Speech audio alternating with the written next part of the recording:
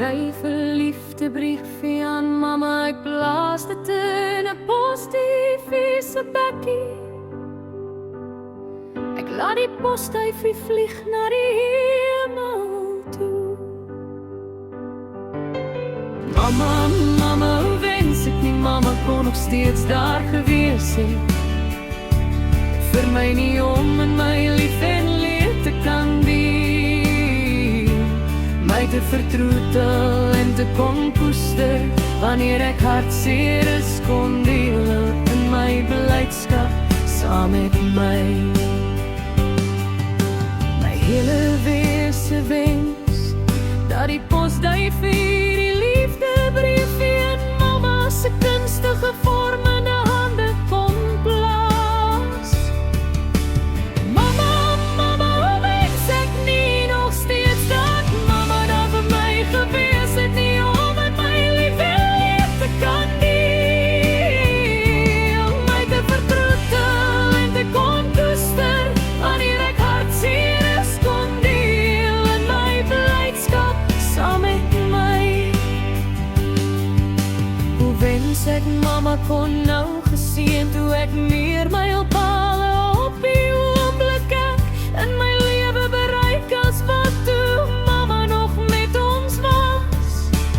Mama, mama, hoe wens ek nie dat mama nog steeds daar vir my gewees het, nie om in my lief en leed te kan deel, my te vertroetel en te koester, wanneer ek hartseer is kon deel in my blydskap saam met my. Al die kosbare herinneringe wat ek saam met mama opgedoen het, toe mama nog 'n aardse bestaan gehad het. Mama, mama, hoe wens ek nie dat mama nog steeds daar vir my gewees het, nie om in my lief en leed te kan deel,